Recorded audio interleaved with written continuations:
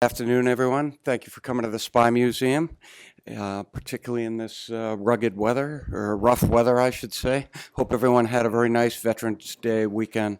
Happy Veterans Day belatedly to those of you who have served in the military. So my name's Chris Costa. I'm the Executive Director of the International Spy Museum. I'm particularly excited to introduce this program with distinguished intelligence historian Christopher Andrew, who I just met for the first time, although I have read Christopher Andrew's work, and I am in the process of working on the book he's going to talk about today. And I very much appreciate all of your work and your contribution to the literature. Chris is the author of a number of books, including The Authorized History of MI5, titled Defend the Realm, and The Sword and the Shield, which chronicles the rise of the KGB. He is the chair of the British Intelligence Study Group and co-founding editor of Intelligence and National Security, a peer-reviewed academic journal that publishes research about intelligence and national security. In many ways, it's actually the standard for that literature. Presently, Chris works as a professor of modern and contemporary history, as well as the chair of the Faculty of History at the University of Cambridge. He has also been a visiting professor at Harvard University, the University of Toronto, and the Australian National University. You can hear him as a regular presenter on BBC radio and TV documentaries as well. Last but certainly not least, Chris is a founding board member, as we just talked about briefly, board member emeritus of the International Spy Museum. And you were here at the very beginning, right? That's exciting. We are also excited to have Chris here today to discuss his new book, as I alluded to, and that's what you're here for, to hear about The Secret World, A History of Intelligence, which explores 3 millennia of intelligence history from the spies in biblical times to modern challenges posed in the 21st century. Clearly, this will become a standard as well. So now I'll turn it over to Vince to get the discussion started. Our own Dr. Vince Houghton. Vince? Thank you. So we're going to take the next 7 or 8 hours and consistently work our way through this book. I'm sure we'd even have time to do that. What's wonderful about this book, I think, that when the galley print started coming out and we started seeing the heft of this, was a lot of history books about intelligence have long subtitles. Nuclear intelligence this, or the Crimean War that. This is just the history of intelligence. And it's really the one, and you're the perfect person to, of course, write this, the comprehensive history of intelligence. What made you decide that now was the time to finally write the book, the comprehensive history of intelligence from the beginning? Because anyone who does intelligence history probably looked at that and said, there's no way anyone could pull that off. But you decided you could do it. And maybe you're the one person that could take that chance. Well, I began to realize what was wrong with my previous stuff, which started far too late. I mean, one of the best-known platitudes about human experience, and don't knock platitudes because you don't get to be a platitude unless you're right, is that those who do not understand past mistakes are doomed to repeat them. And that is precisely what has happened in intelligence more than any other subject. So why did I decide to go back to the beginning? Well, quite a good place to begin any story is at the beginning. And of course, it's the first profession to have divine authorization. Nothing that I say is intended to or reasonably capable of disrespect. But the first person of any significance in world history to emphasize the need for good intelligence was God. So Moses has been a bit difficult, really. And the Quran says that as well as the Bible. There is, by the way, more on Moses in the Quran than there is the Bible. God has got fed up with pointing out where the promised land is, but he does tell Moses he should get on with it. Moses sends 12 spies to spy at the promised land. First great intelligence failure in modern history, 40 years in the wilderness. And so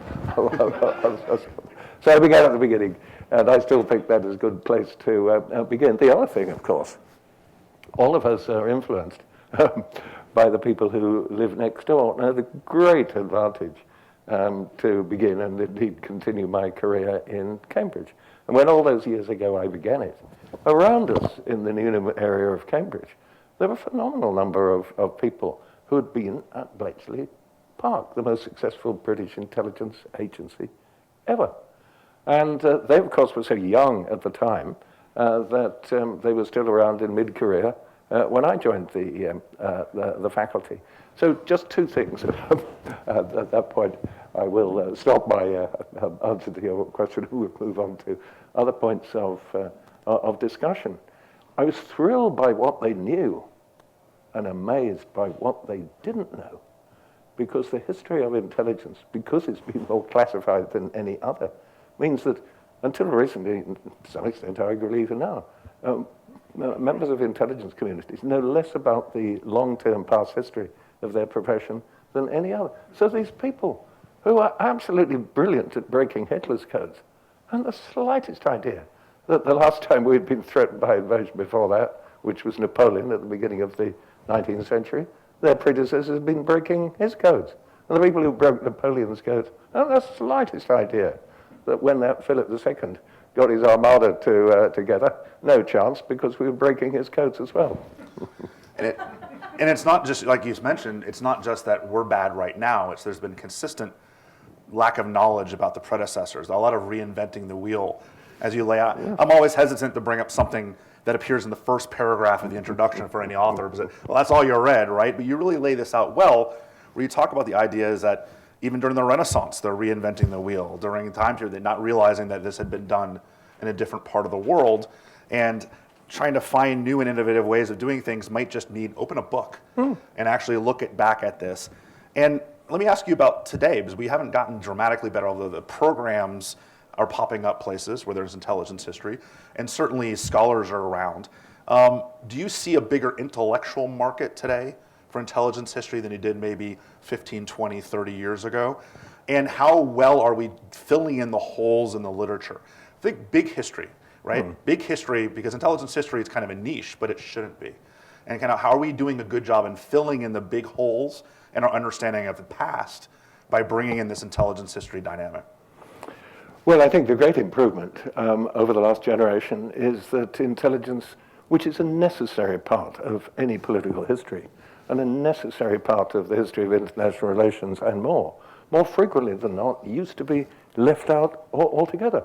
But remember, I mean, I think many people in the room are old enough to remember, as I do, the absolutely staggering discovery by social historians that 50% of the human race not merely were women, but always have been women.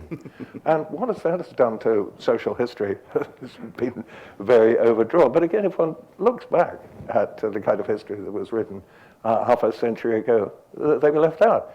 The idea that anyone could write about any part of political history or international relations, as I've said, leaving out intelligence, is equally absurd. And it's stopping. And of course, a bit discomforting. It's easy for students because, not difficult for them to take on board that idea, but somewhat embarrassing for some of the people who teach them who spent the last 50 years not noticing that intelligence was there.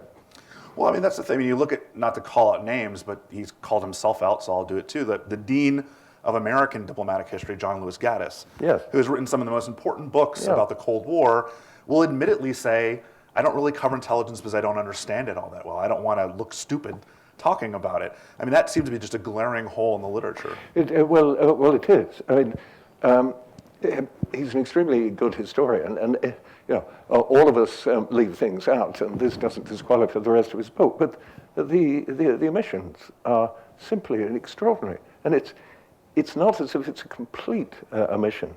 For example, there is a certain amount on secret operations in Iran, a certain amount on secret operations in Cuba, a certain amount on intelligence operations in Chile.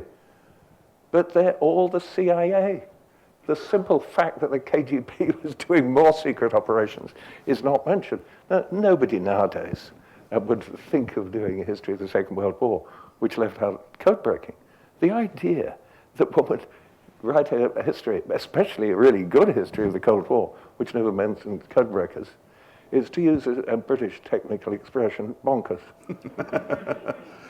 Well, do you think that there's and I'm going to segue into talking about the ancient world in this case, do you think there's a problem with a kind of a North American Euro-centered focus on intelligence history also? Because even those who may know some of the background, read some of the books that you've written, may not realize that the real beginning of intelligence work is in India and in China, not in Europe. That's it. And it was amazingly little realized. We need to go back a little bit to the errors made by the Europeans when they become the world leaders for the first time in the 16th century. I mean, they're actually thrilled to make what they regard as the absolutely critical breakthrough in the beginning of codebreaking. It seems simple now, but everything after passage of time seems simple. So it was the frequency principle. In other words, you have had a lot of symbols. The commonest one, if it's based on the English language or the French language, the commonest one is going to be E. And the second commonest one is going to be T. But all the Europeans, I was convinced they all deserve Nobel Prizes, except for the fact that Nobel Prizes didn't yet exist. And the slightest idea that this had been discovered in the Baghdad Hat of Wisdom in the 9th century. So it's just another example of a profession whose ignorance at all stages over the last few thousand years about previous achievements is extraordinary. Well, and one of the interesting things, if you look at diplomatic history and things like the Treaty of Westphalia, which pulls religion out of kind of diplomacy, we Westerners, were still bringing in religion, kind of superstition into our intelligence collection, essentially into the Renaissance period. But the Chinese and the Indians, hundreds and hundreds of years earlier, had eliminated that completely. Oh, absolutely. And so you get this extraordinary phenomenon that I can't pronounce it, but I did once lecture on it in the most strangely named Chinese university in the history of strangely named Chinese universities. And the strangest name is Peking University, Beijing, because it wishes to indicate that it's the oldest one and not Beijing University number 352 or whatever it is. So what I lectured on was the way in which Sun Tzu, sorry, that's the best I can do, a contemporary of Confucius, or the person pretending to be Sun Tzu, was a contemporary of Confucius, had actually shown the role with greater clarity than anyone did for the next 1,000 or more years, the role of intelligence in warfare. So in West Point, Sun Tzu is required reading. There is, Thucydides is there for other reasons, but there's no Western author on intelligence who makes any mention of intelligence until Machiavelli, who's getting on for 2,000 years afterwards. What happens is the Chinese forget all about this, and then they rediscover it in the 20th century. Yes, they began it, they lost it. Well, I'm interested to ask you, and this is a question that popped up while I was reading it. How much was, I cannot come close to, I'll just say Sun Tzu. How much was Sun Tzu even understood and appreciated at the time of his life? Because it looks though, are we taking our appreciation and the modern appreciation of him and applying it in error to when he was alive? Well, I think that first of all, what he says stands the test of time. But he was there during the Warring States period, and when you're trying to beat competitors, rather than simply regarding it as perfectly obvious that nobody else in the world counts by comparison with yourself, you're more likely to take advice. So it's the Warring States period that he begins it. But I cannot think of any other area in which the West has been such slow developers. It's the one area of thought in which the classical Greeks and the classical Romans are not in the same class. And medieval Europeans were not in the same class as early Islam either. Well, you mentioned early Islam, and you already mentioned the Quran earlier. And it seems like a no-brainer when you think about it, but Muhammad paid close attention to intelligence kind of as he had to. Yes. In many cases, if you juxtapose Jesus' ministry and Muhammad's, Jesus was out in the open. But Muhammad's was started in secret. You know, you have to have that covert side to be able to survive the way that he did.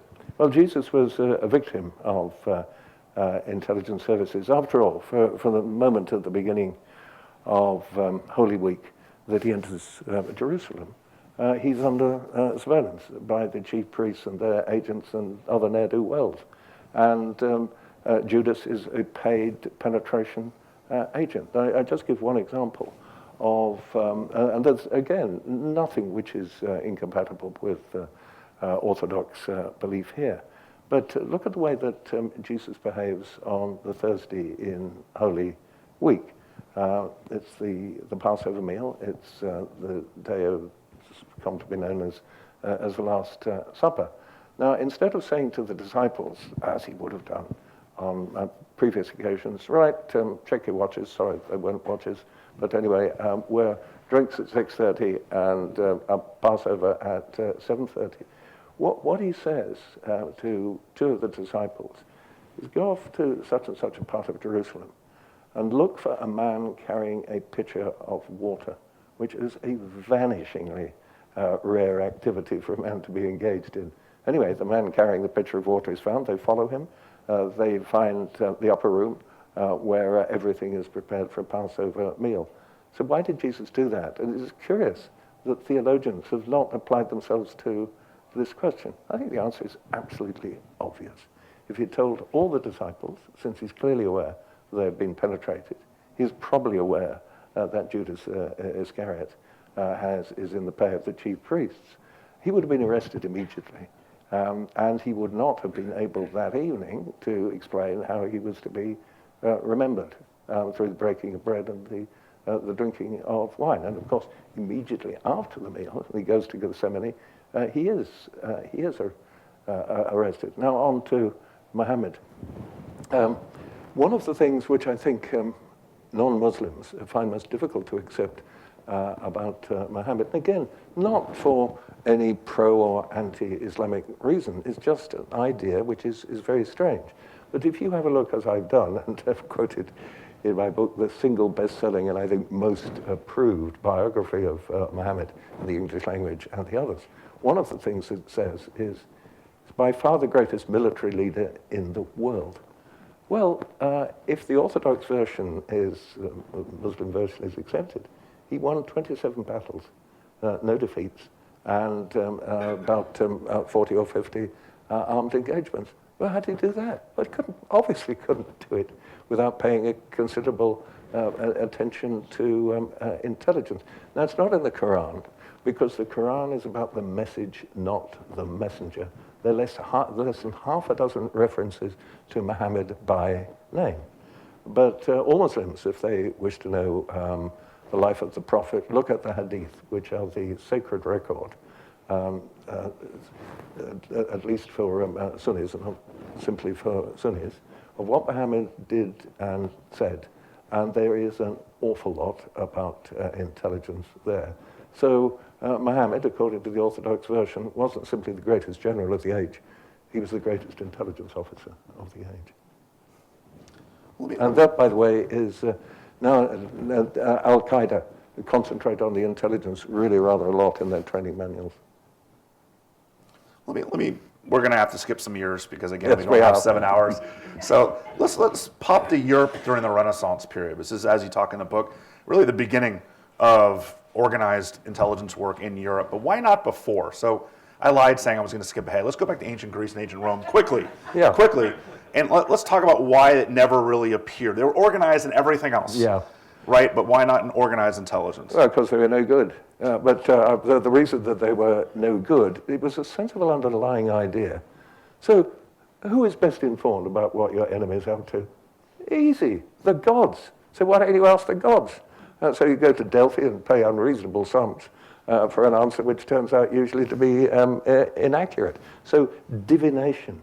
And this, the only reason the Romans are able to win battles is despite divination, not because of it. They had to be hugely better. So here is what they used to have to do. Oh, just imagine setting out on campaign if you were a Roman general. You've got to take a coop of chickens with you. Oh my goodness, given all the other things you had to do. Why do you have to take the chickens? Because before battle, you open up the coop, the chickens come out, you put some grain in front of them, and then what they do to the grain indicates what's going to happen. So the man who really smartened up Roman intelligence was Constantine, by converting to Christianity, so you didn't have to take the damn chickens with you any longer. And you didn't have to sacrifice animals to see what their livers looked like as well. So that was the breakthrough in Constantine. For the Romans, unfortunately, the beginning of the end for the empire as well. Well, yeah, that is perfectly true. Let me skip back to Venice, because Venice is kind of the epicenter of the revolution, at least for the Europeans during the Renaissance period. Why Venice? Well, first of all, I think it is for the world as a whole, for reasons which I think we've not left ourselves time to discuss, but that's up to you. From the moment that Constantinople in 1453 is taken by the Ottomans, they can't be doing it all this intelligence. Al-Kindi, the greatest codebreaker in the history of the world at that point, just throw the stuff away, and it's not rediscovered. And the exact date of the library is given until 1987. Now, why the Venetians? Well, they have the biggest mercantile empire in the medieval world. And in order for that to prosper, they require not merely mercantile intelligence, they also require political intelligence. And then, probably a majority of people in this room have been to the most beautiful intelligence headquarters in the history of the world, which is the Doge's Palace. Now, next time you're there, let me tell you a few places which they won't take you to, but which on request they will take you to. I mean, along the spectrum of beauty and ugliness of intelligence headquarters, it's clearly the Doge's Palace at one end, and forgive me, there's Fort Meade at the other end. Anyway, so there are all the grand staterooms, but the civil inquisitors were supposed to discover what treason was going on in Venice. They just say, oh, we'd like to have a Tintoretto on the ceiling. No problem. So again, you have to ask to see it, but it's the prodigal son, and they see themselves as returning prodigal sons to being non-traitorous. And then if you've been there already, you remember the letter boxes into which you put information that your neighbor is a traitor, and so on. They're lions' heads or something like that, but they've got slightly open mouths.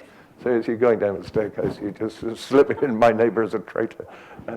But the codebreakers, oh dear.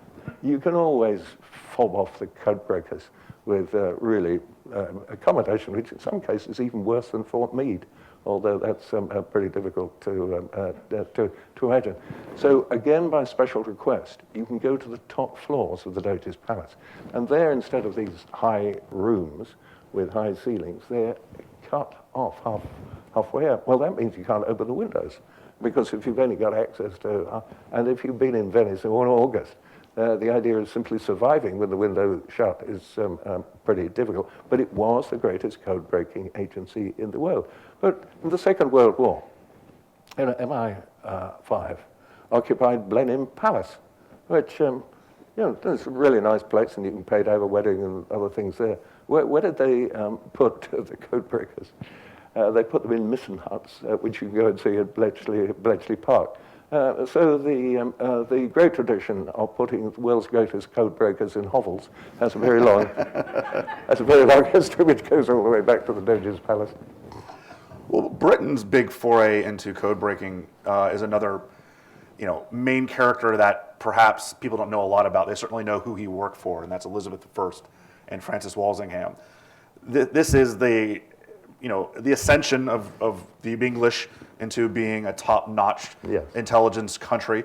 But also, this is just a one after the next major event in history that everyone's read about, even in elementary school, the Spanish Armada and Mary Queen of Scots, and where the big missing piece is the intelligence side. Yes. Too. Well, I mean, what is extraordinary, there's this extraordinary belief that rulers paid more attention to code breaking in the 20th century than the 16th, 17th century. Forgive me, complete rubbish. Walsingham's greatest code breaker, a man called Thomas Phillips, but he was a dyslexic family, so it's actually spelled Philippus, but it's Phillips. Anyway, she gave him a pension. She congratulated him personally. I mean, they really esteemed code breakers in those days. Just one other example. The first great era of French code breaking is at the beginning of the 17th century in the era of Cardinal Richelieu, who is widely believed, I think correctly, to be the most successful French statesman of the 17th, or for that matter, the 18th and most other centuries. Now, their chief codebreaker, who is a man called Rossignol, quite an appropriate name because Rossignol means nightingale, but it also means skeleton key, so you can unlock on. He's given a chateau. You can go and see the chateau, the Chateau de Juvisy, and it's about 20 miles from Paris. And he is, it was an inestimable privilege at the time, inestimable compliment. King Louis XIII visits him there. King Louis XIV visits him there, and of course Richelieu is there on and off. Now, no American president made a courtesy call on his codebreakers until Ronald Reagan in 1986. So there we are. Phillips and Rossignol were far more appreciated than any British or American codebreaker, and there have been some exceptional ones, have been ever since. What's interesting to me is that we're really focusing on individuals in this case. Yes. Not systems. When Walsingham dies, kind of the system goes with him. And in many cases, I think this shows the limitations of the time. Yeah. Where these aren't organizations. These aren't frameworks being built. These are all really dependent on Walsingham, Richelieu, and everyone. Oh, absolutely, and there's one very good example of that. If you had been in England a week ago and I wasn't, you would have been there for the nearest thing we have to a national celebration, which is Guy Fawkes Day, when the whole of the Houses of Parliament were very nearly 39 barrels of gunpowder, nearly broken up, and of course, in the Brexit era, there are quite a number of people who regret that they weren't. But anyway, they went. So just the decline in the standard of intelligence, because you said very much based on individuals, but Elizabeth I had a wonderful relation with Walsingham. I mean, the great problem in intelligence throughout the ages, or one of them, but particularly in authoritarian systems, is that you need to tell the autocrat what the autocrat wishes to hear, not what the autocrat needs to hear. And so one of Margaret Thatcher's intelligence chiefs said, my job was to tell the Prime Minister what she did not want to know. And I think still that's the finest definition of the role of an intelligence chief I've ever heard. Walsingham did exactly the same. There's one reliably recorded occasion in which, having told the Queen what she doesn't want to know, fortunately she didn't wear high-heeled shoes. She wore slippers, but she took one off, threw it at him, and got a direct hit. Now, that seems to me absolute perfection in the relationship between an intelligence agency and the policymakers, completely unimaginable in the case of Putin, of course. Well, it's one thing for an intelligence chief to tell the politician what they don't want to hear. It's another thing for the politician to accept that information. Absolutely. If you skip to the 19th century, someone who is, if you think about who is the most important military leader of the 19th century, it's Napoleon. And Napoleon was infamous for not really wanting to hear anything from their intelligence side. That's it. I mean, he knew best. Wellington was not as bright, but a far better general for that reason. I mean, the idea that Wellington would have decided to, with a somewhat bigger army, to invade Russia, just off the wall. He accepted limitations because he didn't have the biggest ego in modern European history. Well, I think interesting is if you asked 100 people on the street what stopped Napoleon going into Russia, anyone who knew about it, well, the Russian winter, right? Or they ran out of food. Very few of them, if any of them, would say Russian intelligence. Yeah. But Russian intelligence at the time was maybe the best in Europe. It was. And what I think is difficult for people to grasp now, it was relatively better then than it is now. There's a sort of curious belief that it's only during the Soviet era that they start getting into the World League. Even in code breaking, and I don't think there's any reasonable doubt about this, anyway, the evidence based on other scholars' research as well as my own is in the book. The best code breaking was Russian code breaking, and some of the techniques they use are imitated during the Soviet era. The simplest one is just the penetration of the American embassy. So it's completely penetrated during the Tsarist era. It's not penetrated from 1918 to 1933, only because there is no American embassy in Russia during that period. But from 1933 onwards, it is.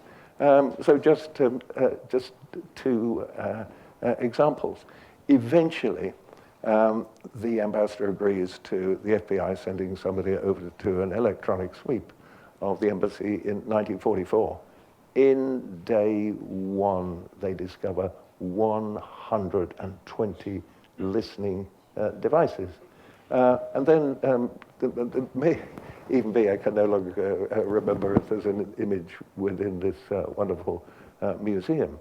But at the end of the 1950s, the UN, the US representative to the United Nations, brings the wooden replica of the Great Seal of the United States, which had hung behind the desk because it was a gift from Russian school children ever since the Second World War. And it's a listening device. And, you know, they were really privileged to be able to hear Kennan's long telegram, all kinds of really clever stuff. As he was typing it, right, yeah. Let me ask you about, we've been really primarily focused on human intelligence and then some signals intelligence mixed in.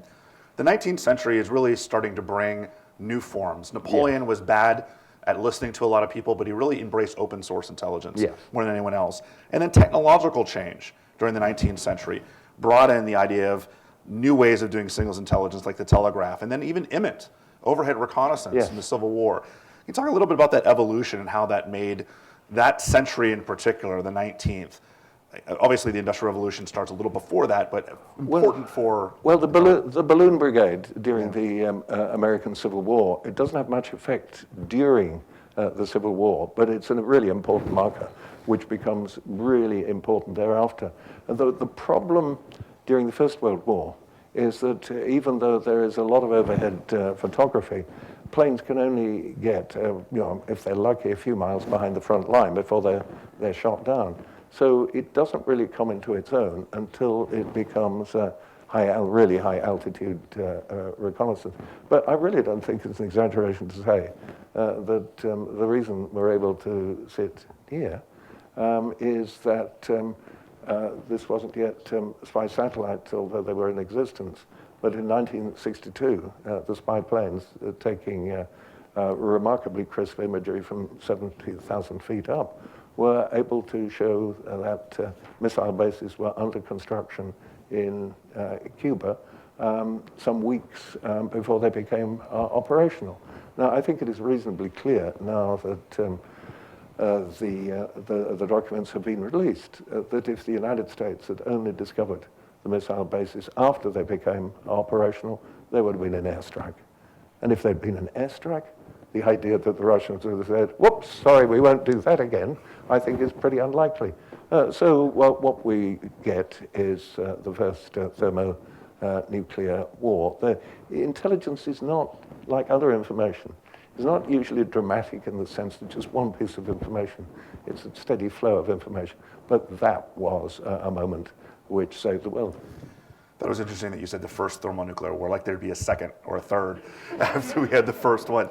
Let me ask you a question that always interests me, and you're the perfect person to ask about. We've already talked about how difficult that a lot of mainstream historians, whether diplomatic or political, have had integrating intelligence. Is this made even more difficult the Cold War period when intelligence becomes more technologically based? You think about trying to explain discovering underground nuclear tests or understand, you know, satellites in space. I mean, the technical element comes. I mean, even modern signals intelligence. When you think about metadata and modern encryption, is that another barrier that the next generation is going to have to overcome? One of the great advantages, in fact, the only great advantage of the Cuban Missile Crisis is that both sides, quite reasonably, are scared stiff. So the arms limitation and arms control agreements for the rest of the Cold War are based on both sides making their missile tests and their nuclear testing visible. So if they had carried on concealing it, the world would have been a far more dangerous place. But sometimes, you know, when people are behaving foolishly, the best thing that can happen is they become really, really scared by the possible consequences of their actions. And that's the healthiest moment in the whole of human history, when terror improved people's prospects of survival.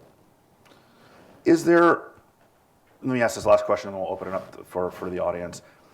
Are you hopeful about the future of intelligence history? Do you see us moving in the right direction? Or is the knee-jerk reaction to classify more and classify more, not just in the United States, but around the world, going to slow down our capability of understanding how things work? Well, I'm optimistic, simply because what has happened, after all, for hundreds of years, is that people have written history and left it out. And that is happening decreasingly. So the major point is that it's part of the bigger picture. I don't think we're going to lose that. And also, I mean, the best thing for graduate students is, after all, to find subjects that haven't been done by people older than them. So that's why I started, well, one of the reasons I started in the first place, because it hadn't previously been done. So absolutely the best way to teach the head of your department something, if you're of the right age, that they don't know already, is intelligence history. So we are going to open up to the audience. If you have a question, raise your hand. We have a microphone that's going to go around, so wait till it gets there so it can be picked up. All right, right here, I'm in. First of all, I know nothing about intelligence, but there are two quick questions. Could you comment on how the digitized world has changed intelligence? And also, could you speak a little bit about how countries share intelligence and the pros and cons about that? Yes. I'll try and compress my answer to about 3 or 4 hours. I mean, so far as digitization is concerned, it's as important, but it's not as important as printing. Printing produced a bigger quantum leap in the amount of open source information than anything that has happened since. It's also something which gave the West an extraordinary advantage. It tends to be forgotten that the Ottomans thought that printing was really rather rude. And so they banned printing in the Arabic language up until the end of the 18th century.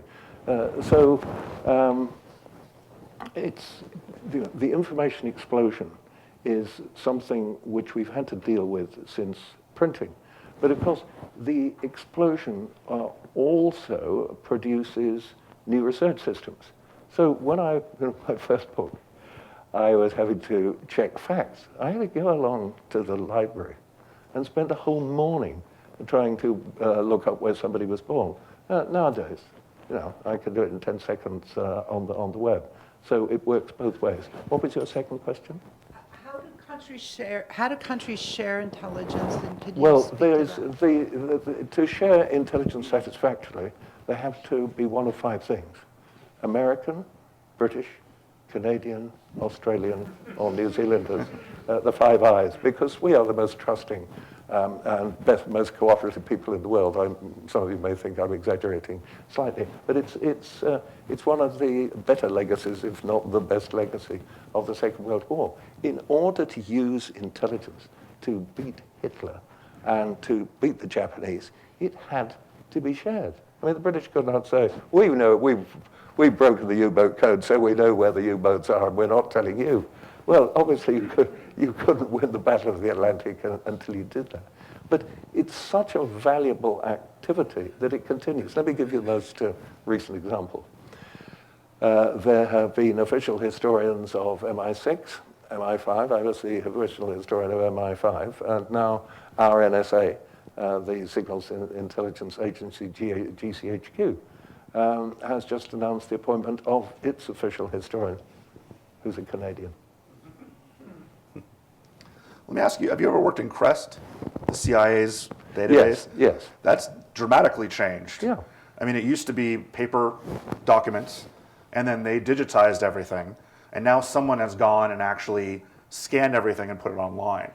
So you can have 3 generations of historians, one who had actually go to a archive and go through paper copies of documents, to where my generation, we had to go to the archive, but everything was on a computer. Oh, yes. And now you don't even need to leave your couch. Oh, the amount of time it changed. I mean, very lucky. I began research in France. It was intelligence related, but not intelligence. And I was the first person to be given access to the papers of the longest lasting French foreign minister of the Third Republic, 1870-1940. He lasted 7 years. Now, I wasn't allowed to photocopy anything. And of course, it wasn't digitized.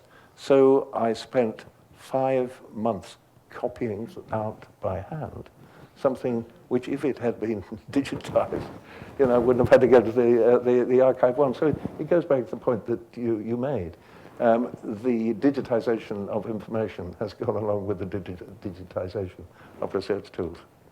Now you focused, I'm going to build on your question a little bit. You focused on the 5 Eyes. That's what the 5 countries are referred to. What about intelligence sharing with adversaries about things that we have similar interests in? Is there a long history of that?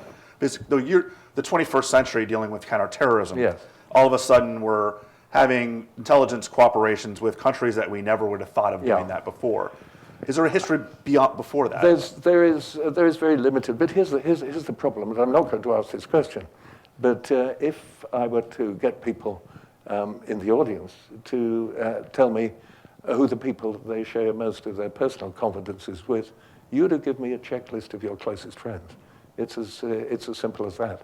And if you don't trust anybody, even if it's in your interest to collaborate in a particular issue, it doesn't go very far. Now, so far as collaborating on counterterrorism, which every state has an interest in doing, well, if the main state that you, outside the 5 Eyes, that you might consider collaborating with, is actually engaged in terrorism in your own country, which is of course true of Putin, as the people of Salisbury will tell you, sending a couple of assassins. Not the first time he's done it, won't be the last time he does it either. Collaboration any kind, whether it's with neighbors over the garden wall or in intelligence, if there's no basis of trust, there's not much basis for collaboration. Question right there. There's been some discussion that intelligence agencies or governments are outsourcing their intelligence to think tanks, universities, private organizations. Where do you see that going further, and what's the benefit or the drawback of that? Of course, it's not as great relatively as it was 200 years ago, but the extraordinary thing about the 21st century is people tend to assume, like Snowden, this is the first time it's happened. But Snowden, well, I'll move back to Snowden in a moment. But the biggest outsourcing was by the British in the 18th century and not by the Americans in the 21st. Because we set out to conquer India, which is a large place, very considerably larger than Britain. So we outsourced it to someone called the East India Company.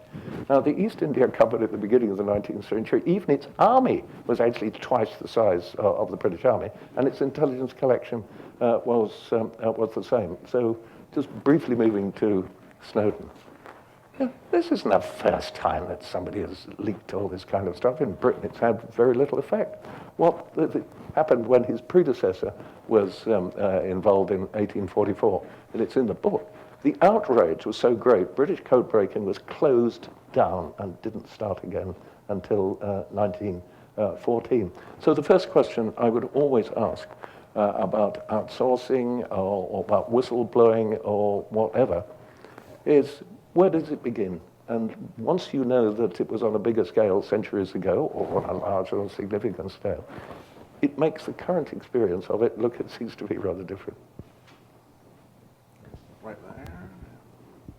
Chris, I apologize for this one ahead of time. But to look at political intelligence, the most famous or infamous piece of intelligence at the moment is the dossier. And I wonder if it is verifiable, and will it be, and what would the methods be for verifying it? Is the most infamous is what? The Steele dossier. The Steele dossier. The Steele dossier. Have you seen it? When I was being supervised in Cambridge as an undergraduate, we used to have to read out our essays. And when I was asked a question like that, I discovered a technique which I'm doing now. If I of course pain to my thigh, it stopped me rolling around with laughter, forgive me. Yeah, what my take on it, I may be wrong, is that it's a classic example of effective disinformation, because you make your disinformation effective by mixing it up with genuine information. And that, I think, is what's going on. Otherwise, I mean, the long record of disinformation, the Russians admittedly don't do it as much as they used to, rather than the current view that they do it more than before. They've just got an effective way of doing it now. All the trouble that they spent doing those forged documents purporting to be secret correspondence between Ronald Reagan and, for example, the apartheid regime in South Africa. What a lot of bother. But now all they have to do is put it on social media, and alas, there's a generation which is exposed to more fake news than to real news. But there's absolutely no means of telling, for example, or whether the now President of the United States really did that to a bed somewhere in the old Soviet Union. I rather doubt it. So it's a mixture of information, disinformation, as the best disinformation always is. Working out which is which is always difficult. My guess, and it is only a guess, is that the bed bit was made up. Well, you talk about that being incredibly hard for intelligence professionals. Is that one of the big handicaps for intelligence historians, is to look at documents that weren't written for us, right? They're not written for intelligence historians. In many cases, they're written as cover-your-ass documents, or sometimes even as disinformation. And if you're 50 years removed, you may not be able to tell the difference. I mean, I can understand, I've talked to people who have found smoking guns in the archives, and then with some searching, they realized that it was a plan that never came to fruition, or it was even disinformation. How hard is that going to be now moving into the digital age, where it's so easy to make things real? Well, I think that the problem now is less than it's ever been. I mean, anybody who's ever worked on ancient history, for example, knows how extremely limited the sources are, which doesn't mean to say they're not there. So the gaps now are not bigger than ever before. They're smaller than ever before, but they're still a bloody nuisance if you would excuse an old English expression. All right, up here, Amanda.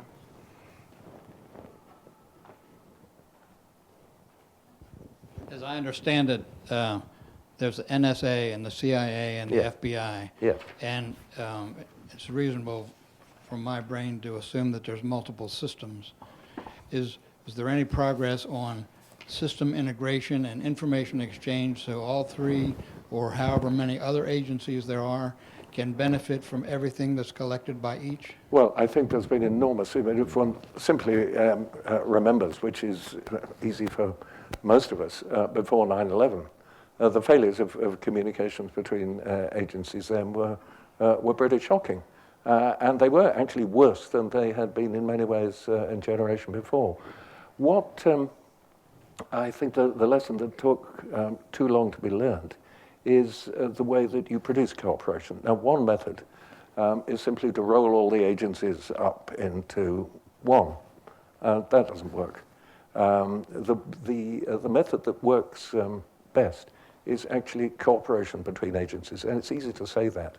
But the method, which over the centuries has worked best, is having cross-postings between agencies. Once somebody in MI6 has had a posting in MI5, and vice versa, it's far easier for them to cooperate because they actually understand how the other works. And the same thing applies in this country between the FBI and the CIA. That's the way forward. And it was only because of the complete failure to learn from the last few thousand years' worth of experience that it took so long to be implemented. In the United States, we have the Director of National Intelligence, which allows for that cross-contamination, for lack of a better word. But they've also developed things like fusion centers. Is there an equivalent in Great Britain? Yeah, I absolutely agree. But when the Director of National Intelligence was first proposed, it was supposed to be a relatively small agency which would bring together things. Now, I did a few years after it was founded, to have the privilege of going along and talking there.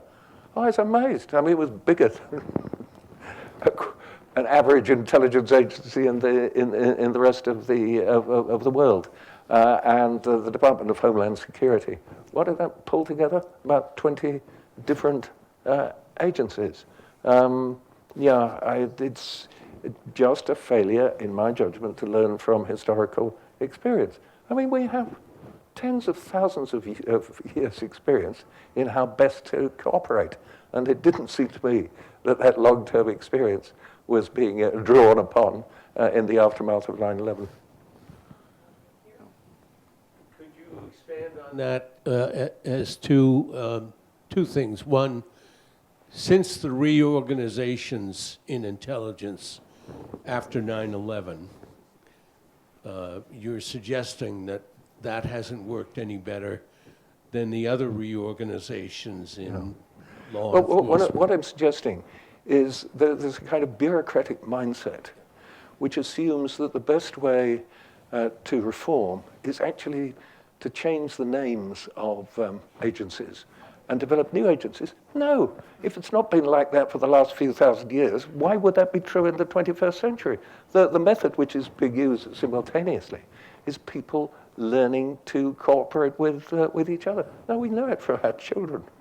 You know, from the moment that they join what are called out-of-school clubs and so on and do this and that together, they cooperate far more effectively than if a new agency was founded called Childhood Cooperation in specific areas. Oh dear. What about in the case of cyber intelligence and cyber war? Is that also retarded or badly affected by all Well, this? of course, it's a highly specialized area, but one of the things that I think has been missed, and I've done a little bit of work on this, is the role of children. Now, this is, after all, the first moment in human history when IT instruction passes from grandchildren to grandparents rather than from grandparents to grandchildren. Now, looking at what people of student age could achieve under Queen Elizabeth I and in Bletchley Park, I became fascinated by the idea of what, to some extent, after all, teenage hackers have been involved as part of cyber defenses. So, as a broader stratagem, what we did was I was suggested and was centrally involved in something on the BBC called Operation Petra, which has nothing to do with the Rose-Red City half as old as time. It has to do with the most famous dog in British history, who was a border collie who appeared in a children's television program, which absolutely everybody over a certain age in Britain. So their current project, they invited applications for nomination as Britain's best spies in the age group 8 to 14. And I was involved in all that. There were 3 winners, and the 3 winners were told once they'd won that they were going along to MI5 headquarters with cameras for the first time in the entire history, and would be presented with their awards by the Director General, 2 10-year-olds and 1 13-year-old. The sad thing is that I've not the slightest doubt that there's a really significant breakthrough there. I've also not the slightest doubt that it can't be used because the ethical problems of involving children. So there are certain kinds of skills which can be involved in all this. And the nearest thing, I would say, is precisely in cyber. Who are the best people to defeat hackers? The answer is teenage hackers. A lot of people are looking at cyber as being this game changer. Is that nearsighted if you look at the long history of intelligence? Is it just another evolutionary step, another tool to do intelligence, or is there really a paradigm shift? Well, no, I don't think it's a paradigm shift. It's part of the information explosion. My view is that the world was more different from what it had been as a result of the invention of printing. I mean, how there could have been a Reformation, for example, without printing is extremely difficult to grasp. than anything that has happened since. They're extremely important, but the quantum shift is not as great. Question. My question is about intelligence education. You've seen and indeed have been part of quite a change in intelligence studies. How do you see us as we're going forward? What are the challenges? What are the things that we need to do? Yeah. Well, I mean, the answer is places like this, as well as seminars and just gently suggesting to colleagues in universities and other places, whether they're teaching gender history or the history of technology, what the place is for making an intelligence dimension. In other words, stop leaving it out. And that is the great achievement, really, of the last generation. The degree to which it's left out is smaller now than it's ever been before. We have time for one last question. Sorry, I have two questions. Prime, Blunt, Kim Philby, Yes. and others, they were spies. Yeah. What about Hollis, No. director of MI5? I'm glad to be able to give a swift answer to that. Roger Hollis is completely innocent. The others are completely guilty. Okay, and second question. December 12, 1916, Kaiser Wilhelm sent telegram to Nicholas II and offered peace. 2 weeks later, British agent shot Grigory Rasputin. According to the History magazine, British magazine, several months ago, big articles with pictures, not aristocrat Yusupov and other Russian conspirators, but British agents killed Sir Bruce Rasputin because Rasputin tried to convince Tsar accept offer for peace with Germany. Is it true? No. But let me just briefly explain what is true. What the Kaiser never realized is that his diplomatic correspondence had been decrypted for Nicholas II from the moment that Nicholas II. So one example in my book, Nicholas II has a look at something the Kaiser says in 1895 and says, how childishly foolish. Brilliant. I mean, if we had to sum up the Kaiser in 2 words, I can't think of an improvement on the childishly foolish. Now for Usupov. The killing of Rasputin, which must have been the most, even though appalling, the most inefficient assassination in the history of assassinations, at least we can exclude the possibility that these were highly trained assassins. Usupov, however, I don't think this should be turned into a conspiracy theory, had been a member of, indeed, the leading member when he was at University College, Oxford. And you remember in the Usupov Palace, in addition to those rooms full of waxworks, which shows Rasputin surviving cyanide and all the other kind of things, there's a recreation of his room at University College, Oxford, which was, of course, the college subsequently attended by 2 generations of Clintons, although I believe them to be entirely innocent. So, I mean, the way this silly plot was worked out, absolutely typical of the Bullingdon Club. They would sit around and think of something to do and then mess it up. And by the way, David Cameron and Boris Johnson were both members. But of course, this has been dramatized into a carefully thought out plot by British. Absolutely outrageous. We could do far better than that. That's a perfect note to end on. So please join me in thanking Christopher Andrew for taking the time to talk to us here today. Thank you.